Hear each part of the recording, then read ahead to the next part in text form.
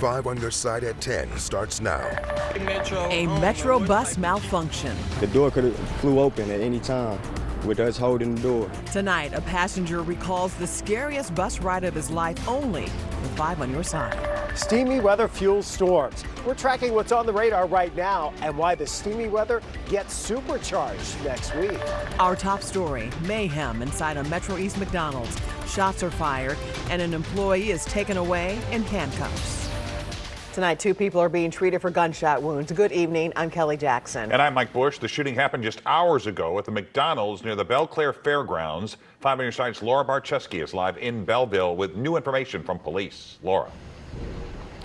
Mike and Kelly, Belleville police believe the shooter knew the 2 victims. However, they say they're not looking for any additional suspects. Police say this all happened off the Belleville South Belt East here at the McDonald's around 4:45 tonight on reports of a disturbance. While on their way, they received more information that an employee fired a gun inside the restaurant. Investigators found 2 people who'd been shot and they were rushed to the hospital.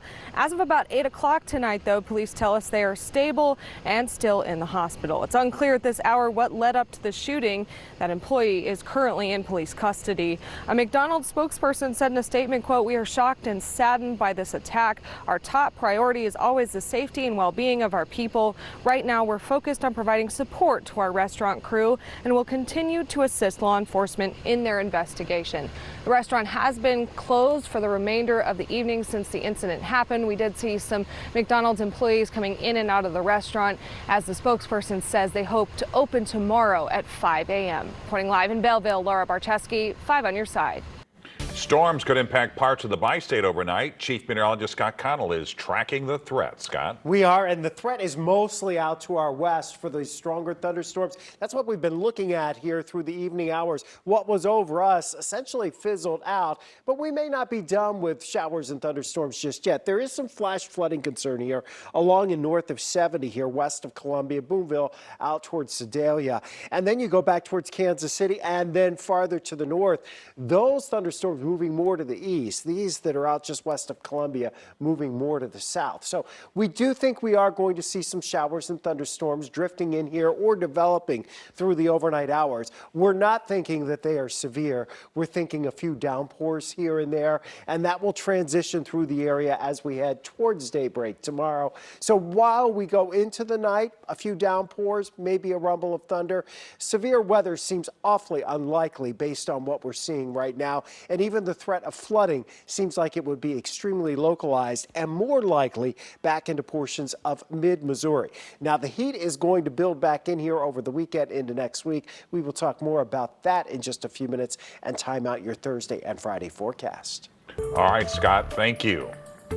It's been exactly 2 months since the deadly EF3 tornado struck St. Louis, and tonight many city storm victims are still struggling to find places to live. Community groups are working to find more funding to meet the need. Brent Solomon just caught up with a family who is running out of options. Brent. And that's after taking advantage of the local resources that have been publicly promoted to help tornado victims.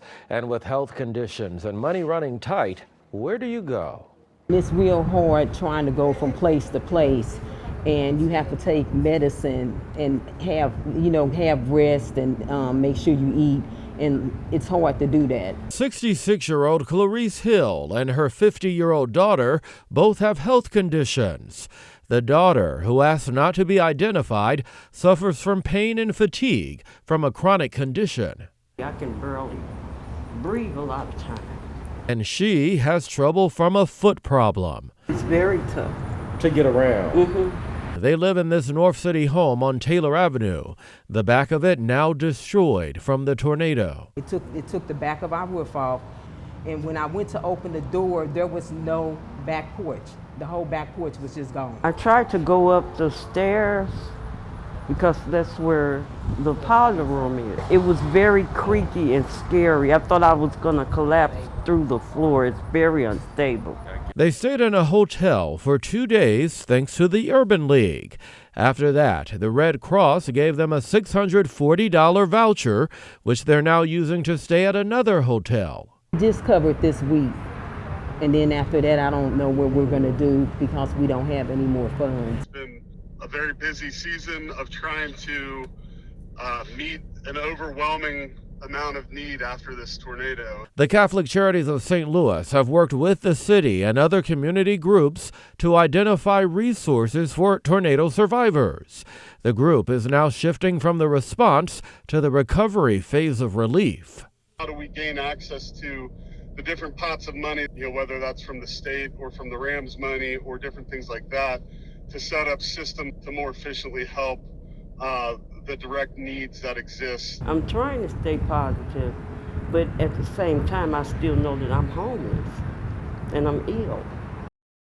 Last week, Mayor Kara Spencer said more than $19 million will go towards the next phase of recovery, most of it from the Ram Settlement Fund. Some $2 million of that will go towards temporary housing. We will let you know when these plans move forward. Tonight, a number of local groups are asking Ameren to stop turning off utilities for tornado victims. Ameren has paused disconnections until the end of this month. Now there's a call to extend that until the end of the year. Ameren has more than the means to be able to be better with how they show up with community. They have more enough of the means to continuously not make utilities a basic human right. Ameren says it has programs to help with energy assistance. Survivors of the May 16th tornado can still apply for help from FEMA. The deadline to apply is August 11th. For more information, text the word FEMA to 314-425-5355. Tonight, a St. Louis man is reliving what he calls the scariest bus ride of his life, and it was all caught on cell phone video. He says it happened when a door on a Metro bus apparently malfunctioned. Tonight, that rider is sharing his experience with Robert Townsend and a story you'll only see on 5 on Your Side.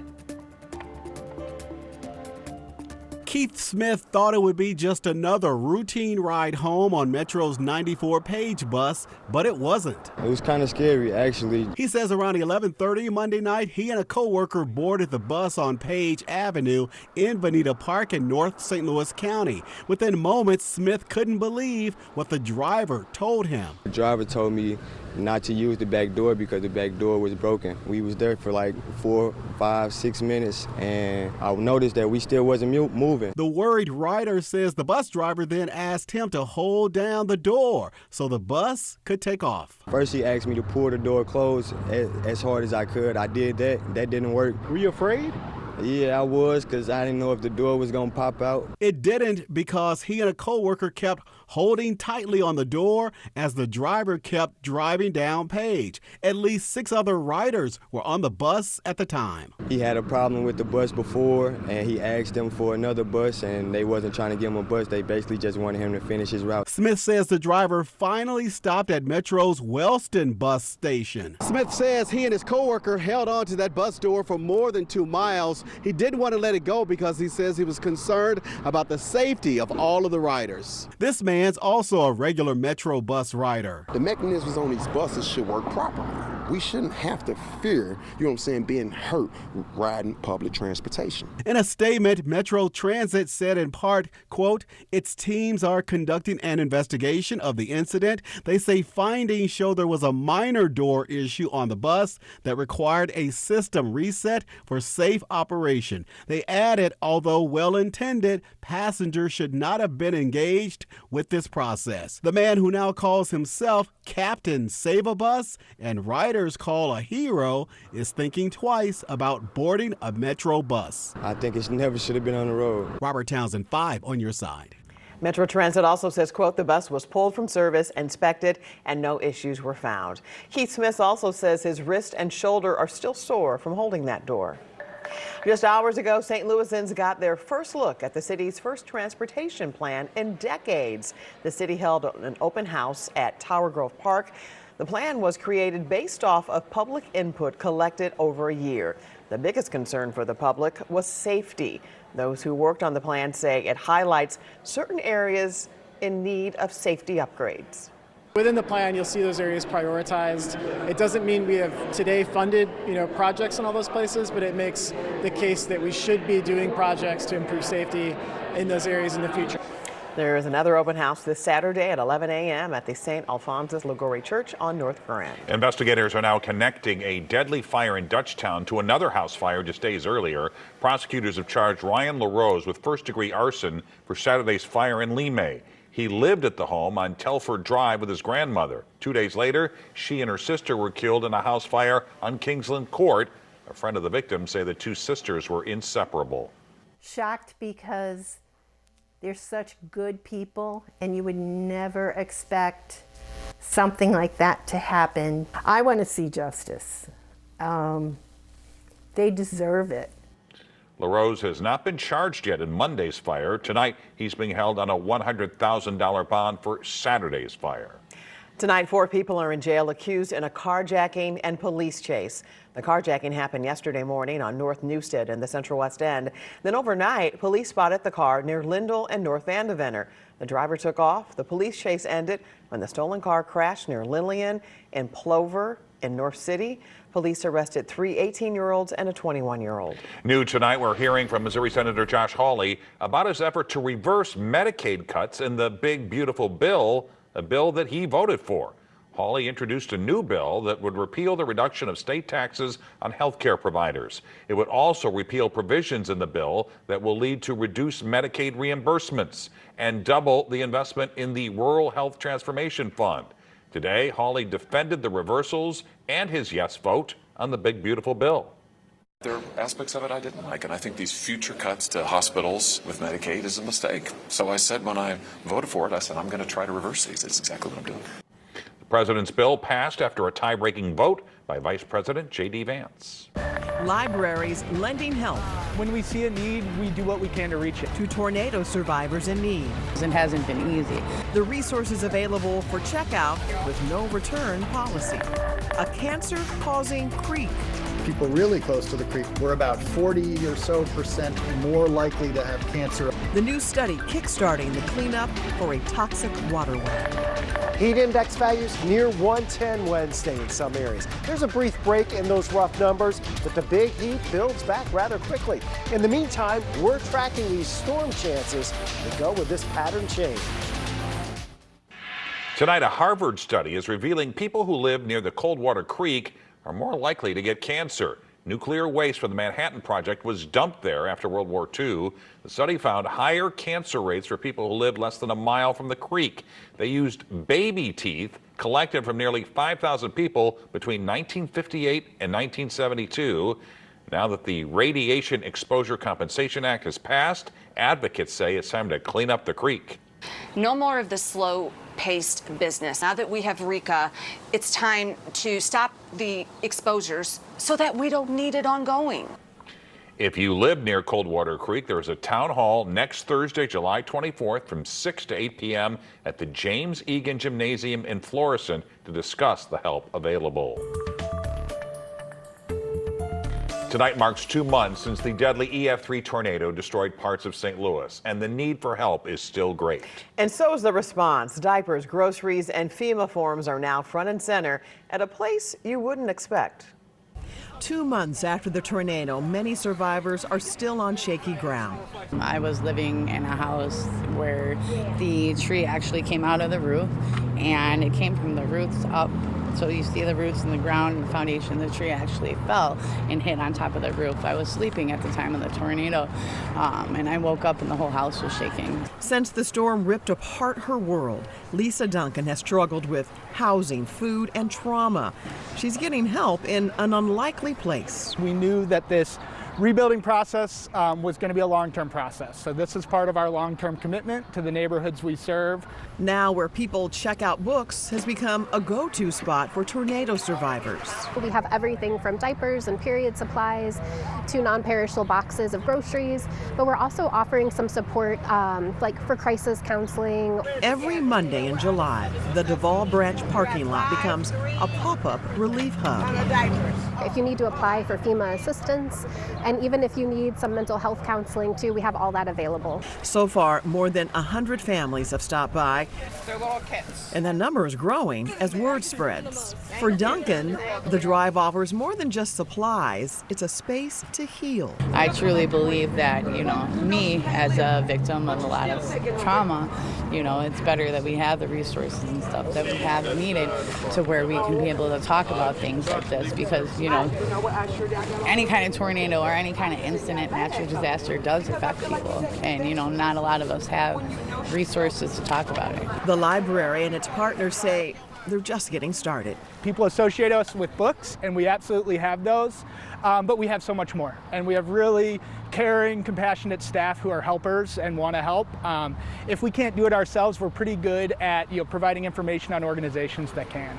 It's not just recovery, it's rebuilding what the tornado destroyed, one Monday at a time. I'm glad that we have the stuff like this, you know, because if we all work together, you know, no one hopefully will struggle and get better. And there are 2 more opportunities for people to get help at the Duval Library branch parking lot. The next chance is Monday from 4 until 6. And we have more information on these events and FEMA disaster recovery centers on KSDK.com. St. Louis Public Schools will also be helping the hundreds of families impacted by the May 16th tornado. The district has moved its resource center from Metro High School to Vashon High School. Besides essential supplies, families can get help from district social workers and the Little Bit Foundation. So moving over here to Vashon gave us another neighborhood to serve that's been impacted. A lot of the youth here at Vashon have been impacted, so it gives the community and the families a different place to come to get those supplies. The Resource Center is open Monday, Wednesday, and Thursday from 10 until 4. On Tuesday, the hours are 11 until 6. Chief Meteorologist Scott Connell's here with the weather impact forecast. You expect at least, Scott, more storms, more rain. Some rain overnight. and some thunder overnight scattered across the area, but we're not expecting severe weather. In fact, the storms that have been a bit stronger have been well to our west tonight, and it doesn't look like they have all that much energy to work with. There's Lambert tonight. Still have planes coming and going. Weather's been cattywampus across a good chunk of the country, and because of that, we have had some flight delays today. So into the overnight hours, probably our most likely scenario, a few downpours. So some of us might need rain gear if you're out in the middle of the night, but I don't think we're going to see severe weather here. That would be more focused out to the west. The low-level jet is not ramping up over us. Storms have been stretching from Kansas City to around Columbia. We've seen a bit of a break at this point after seeing those storms earlier this evening. This is what it looks like, though, around Kansas City. Look at all the cloud-to-ground lightning out across west central and northwest portions of Missouri into mid-Missouri, right along and north of Interstate 70 here. These storms have been very heavy rainfall producers, and west of Columbia from about Boonville out towards Marshall, you're looking at flash flood warnings right now. The rain has been so heavy. But notice that's drifting on to the south more than moving to the east, and that's been a trend we've seen. Now, in the last hour or so, we've seen some development up to the north of St. Louis here. Same areas that saw some of those stronger storms earlier today, but again, as you head towards Hardin and over into Macoupin County, that tends to be a lot more isolated at this point. I think that's where we're going through the overnight hours, more in terms of isolated showers and thunderstorms that'll try to blossom some as we head towards 3 or 4 o'clock in the morning. Again, rumbles of thunder, some downpours possible, but severe weather hard to come by in a setup like this. Heavy rainfall, though, a little easier to come by. So we may have some drainage issues overnight tonight. Not expecting major flash flooding or anything like that. Tomorrow, we still have the front in the vicinity. We still have another surge of moisture. We expect more showers and thunderstorms to roll in here tomorrow afternoon. That trend is probably going to continue into Friday. And you see temperatures kind of plateau here. You're not going to be bouncing around across the area temperature-wise tomorrow with our high close to 90 degrees. If we get at least some sunshine. I want you to pay attention to what it looks like there for next week. We're going into the triple digits. It's going to feel worse. Today, some of us had heat index values, especially in Illinois, that were around 108, 109 degrees. We're looking at that for much of next week, especially as we go from Monday afternoon into Tuesday, Wednesday, and Thursday. The corn is high. It has been well watered by Mother Nature over the last few weeks. It will send off all kinds of moisture, and so corn sweat is a real thing next week. We are going to feel it in St. Louis. Temperatures, we could have our first 100-degree day of the year, and it's certainly going to feel like it. All right, Scott, thanks for that great news. Here's Frank. This is better news. We have a sportscast coming up with Rick Ankiel, David Eckstein, and David Freese. How can it get any better than that? Oh, and wait till you hear who's coming to town next month. And the latest episode of my podcast, and there you have it, has dropped on our 5 Plus streaming app. This week, Sitting Down with 5 on Your Side's very own Ann Allred. You can watch for free on your Roku, Apple, Fire, or Samsung TV. Just search KSDK in the App Store.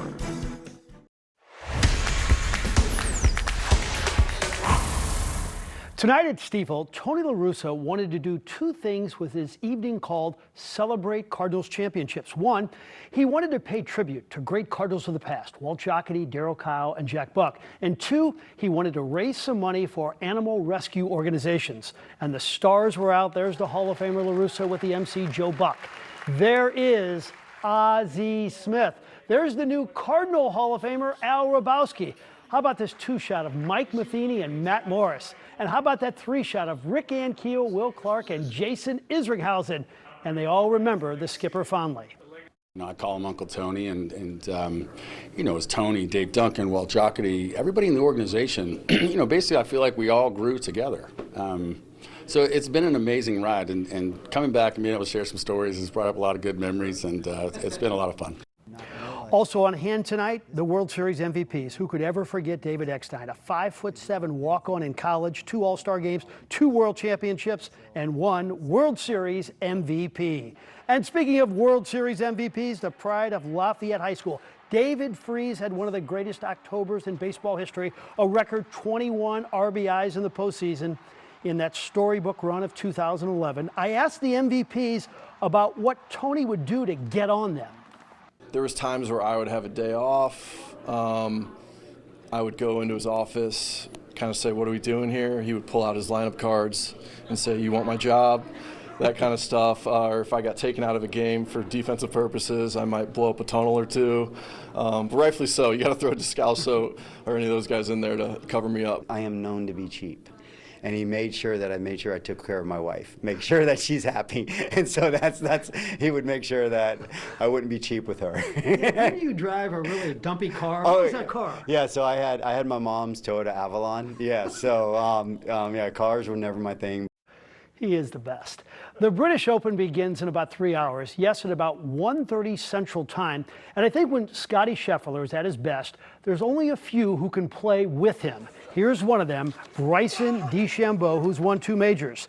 The players will have a lot of wind to adjust to at Port Rush, which is a links course. And Bryson and the others will be doing a lot of thinking as they play.